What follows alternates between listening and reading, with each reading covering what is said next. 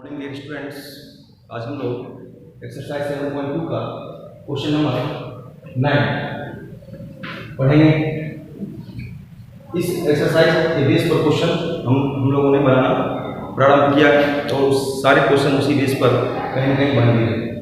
कुछ question differ है जिसको कि देखते हैं कैसे हम इंटीग्रेशन कर पाते हैं। इंटीग्रेशन सबसे पहले जो है अलजेब्रिक एक्सप्रेशन है या फिर क्वांटिक है, एक्सपोनेंशियल है, लॉगरिथमिक है, तो जिस चीज से है तो उसको उसी से हम सॉल्व करने का प्रयास करेंगे।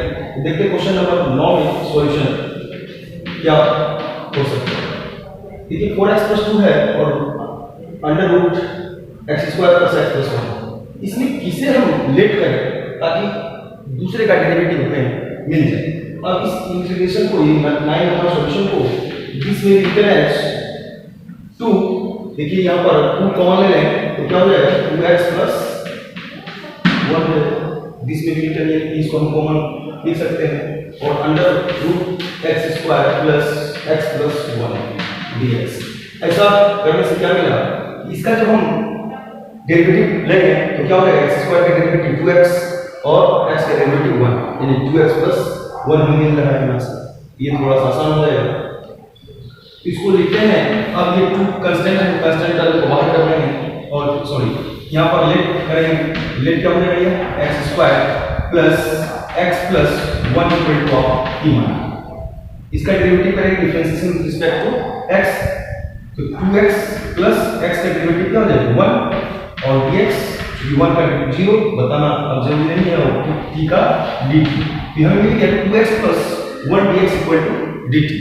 अब देखिए इंटीग्रेशन बिकम्स क्या हो जाएगा 2 यहाँ पर है तो उसको बाहर निकाल लेते कांस्टेंट को, तब क्या मिल गया हमें 2x + 1 dx dt है। इसको बाद में लिखेंगे dt को और ये √x² x + 1 यानी कि √ और इसको क्या माने हैं हम t माने, यहाँ पर t पुट कर देंगे, सब्स्टिट्यूट कर देंगे। उसके बाद क्या हो जाएगा ये जो 2x + 1 है इसके बदले में क्या है और dx है, इसके बदले में क्या है dt। इस 2 को भी मैंने बाहर कर दिया। अब ये थोड़ा आसान हो गया इंटीग्रेशन। फिर इसका डिफरेंशिएशन होता तो 1/2 t हो जाता, लेकिन इंटीग्रेशन है इसको कैसे लिखेंगे t⁻½ dt और यह क्या हो जाएगा t और इसका निकालिए ½ + 1 यानी कि 3/2/3/2। ½ + 1 करेंगे तो हो जाएगा 3/2 होगा। इसके पावर को और प्लस c लिखना नहीं भूलना है। और ये देखिए 2 * ये 3/2 है यहाँ पर, ये है क्या हो जाएगा 2/3 हो जाएगा, नहीं ये 2/3 हो जाएगा और ये t का पावर 3/2 + c और ये देखिए 4/3 और t क्या है यहाँ पर x² + x + 1 to the power 3/2 + c। ये सॉल्यूशन हो गया।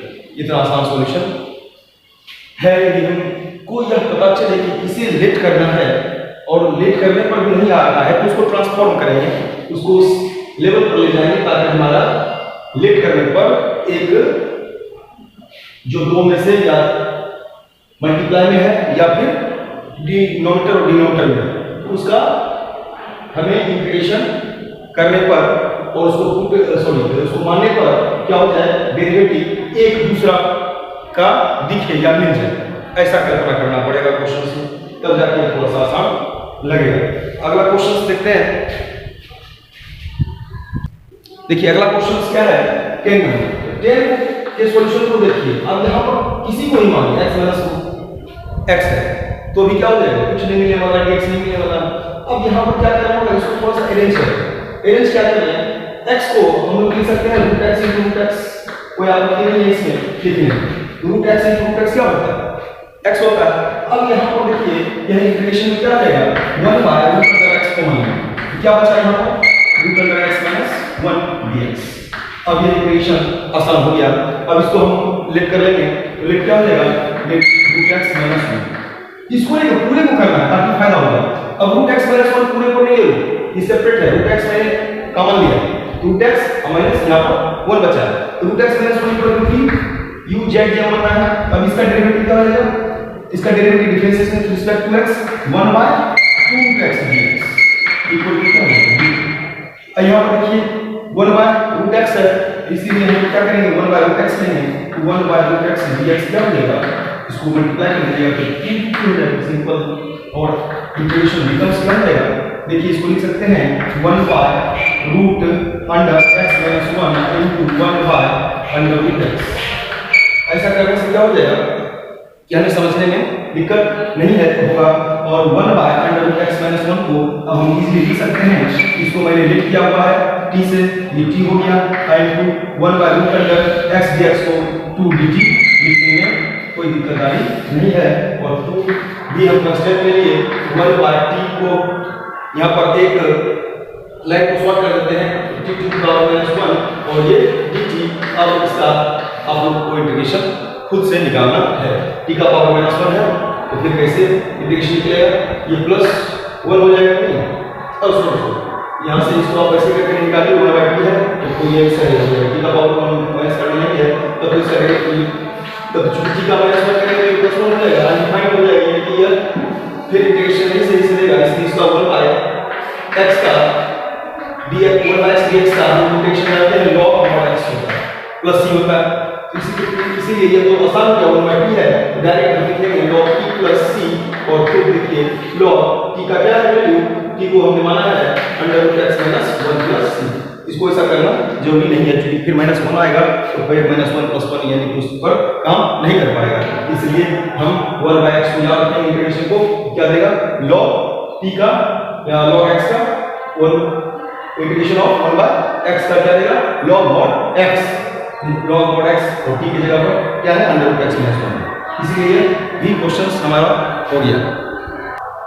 नेक्स्ट क्वेश्चन ये चलते हैं, इसमें देखिए क्वेश्चन नंबर 13 में सॉल्यूशन इसका देखा जाए तो इसमें क्या करना है, इसको आप पूरा लिख लीजिए तो late 2 plus 3x³ to the power 3 equal to 3 हो गया। फिर डिफरेंशिएशन कीजिए, इसका डिफरेंशिएशन 0, फिर इसका क्या हो जाएगा, इसका डेरिवेटिव क्या हो जाएगा 3 3 जा 9x² dx इक्वल टू। अब कोई दिक्कत नहीं है, ऊपर में x² है इसलिए x² dx equal to 1 bye 9। अब बनाने में दिक्कत नहीं है, आप मैं काम कर रहा हूं x² को dx को क्या लिखेंगे 1 बाय 9 dt इनटू क्या हो जाएगा इसको 1 बाय और क्या माने हैं इसको t माने हैं t का पावर और यहां से आप 1 बाय 9 निकाल लीजिए 1 बाय t का पावर q, इसको t का पावर माइनस 3 लिख सकते हैं। तो अब जो है सो इसी तरह से नेक्स्ट क्वेश्चन चलते हैं 14 नंबर में क्या करना है, इसे देखिए 14 नंबर में क्या करना है, सॉल्यूशन इसका देखिए log x को हमने t मान log x को t माना तो इसका क्या डेरिवेटिव मिलेगा 1x dx equal to dt और 1x है, इसलिए हम उसको लिख करेंगे जिसका कि डेरिवेटिव हमें दिखे। तो यहाँ पर आपका हो जाएगा इंटीग्रेशन बिकम्स क्या हो जाएगा आई, अब इसको ऐसे लिख सकते हैं 1 bye log x to the power n into 1 bye x dx। थोड़ा सा इसको अरेंज कर लेना आसान हो जाएगा।